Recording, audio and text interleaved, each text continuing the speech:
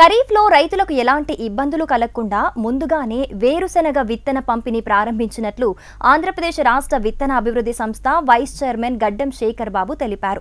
ఖరీఫ్లో రైతులు విత్తనాలకు ఎలాంటి ఇబ్బంది కలగకుండా నాణ్యమైన విత్తనాలను సేకరించి ఆర్బీకేలలో ఉంచామని జిల్లా వ్యవసాయ కార్యాలయంలో ఏర్పాటు చేసిన మీడియా సమావేశంలో ఆయన తెలిపారు. రైతులంతా తమ పేర్లను నమోదు చేసుకుని వేరుశెనగ విత్తనాలు తీసుకోవాలన్నారు. రాష్ట్ర వ్యాప్తంగా 3,30,000 క్వింటాల వేరుశెనగ విత్తన కాయలను ఖరీఫ్ సీజన్కి సిద్ధంగా ఉంచామన్నారు. అర్హులైన ప్రతి రైతుకు 40% సబ్సిడీతో విత్తనాలు అందజేస్తున్నామని తెలిపారు. విత్తన కాయల నాణ్యతపై శాస్త్రవేత్తలతో పాటు వ్యవసాయ అధికారులతో 3 టీములు ఏర్పాటు చేశామన్నారు. పూర్తిగా పరిశీలించిన తర్వాత రైతుల అభిప్రాయం కూడా తీసుకొని ఆర్బీకేలలో విత్తనాలు నిల్వ ఉంచామన్నారు. వేరుశెనగ విత్తనాలతో పాటు ఉచితంగా అంతర పంటగా సాగు చేసుకునేందుకు గాను కందులను పంపిణీ చేస్తున్నామన్నారు. రైతులు ఈ అవకాశాన్ని సద్వినియోగం చేసుకోవాలని సూచించారు. అనంతపూర్ జిల్లాలో వేరుశెనగ విత్తనాల్ని సబ్సిడీ కింద రైతాంగానికి ఈ రోజు నుంచి పంపిణీ అనంతపూర్ జిల్లాలో ప్రారంభించడం జరిగింది. ఈ రోజు నుంచి నిరురాభంగా ప్రతి అర్హులైనటువంటి ప్రతి ఒక్క రైతుకు కూడా గ్రామ స్థాయిలో రైతు భరోసా కేంద్రాల ద్వారా వేరుశెనగ విత్తనాలని సబ్సిడీ కింద రైతులు తీసుకోవచ్చు.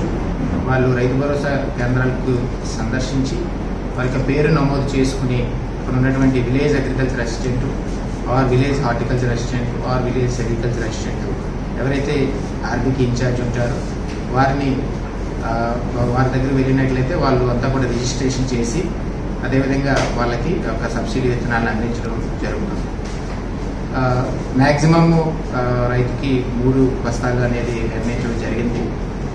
6 ఎకరం వరకు ఉన్న వాళ్ళకి 1 బస్తా, అలానే 1 ఎకరం ఉన్న లోపల ఉన్న వాళ్ళకి 2 అండ్ 1 ఎకరం పైన ఉన్న వాళ్ళందరికీ కూడా 3 బస్తాలుగా ఇవ్వడం జరిగింది.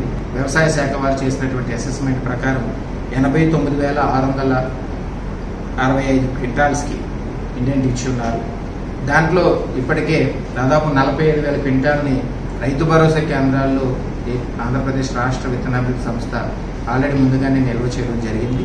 వేరుశెనగ అనేది రాయలసీమ జిల్లాల్లో ప్రధానమైన పంట. ముఖ్యంగా అనంతపూరు, సత్యసాయి, చిత్తూరు, అన్నమయ్య డిస్టిక్, తిరుపతి, కర్నూలు, నంద్యాల, కడప ఇవి ముఖ్యమైన ప్రధానమైనటువంటి జిల్లాలు. ఈ జిల్లాలో దాదాపు 3,30,000 క్వింటాల ఇండెంట్ వ్యవసాయ శాఖ వారు ఇచ్చున్నారు.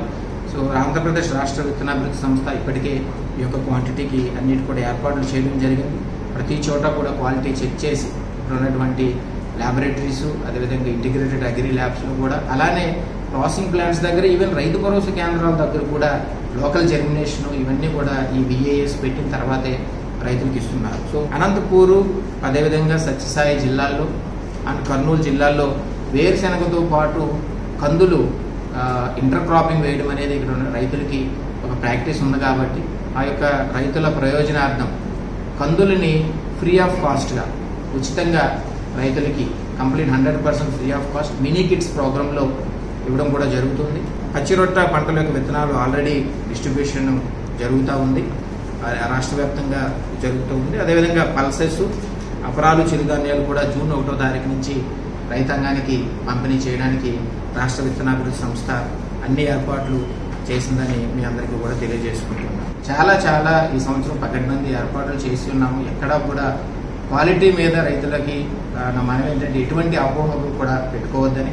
ఎందుకంటే ప్రతి ప్రాసెసింగ్ ప్లాంట్ దగ్గర కూడా మరి ఈ యొక్క అగ్రికల్చర్ ఆఫీసర్స్, మండల అగ్రికల్చర్ ఆఫీసర్స్ని వాళ్ళని ఇన్స్పెక్టింగ్ ఆఫీసర్స్గా అపాయింట్ చేయడం జరిగింది ప్రతి ప్రాసెసింగ్ ప్లాంట్ దగ్గర. సో వాళ్ళ యొక్క సమక్షంలోనే ఈ యొక్క ప్రాసెసింగ్ జరుగుతుంది.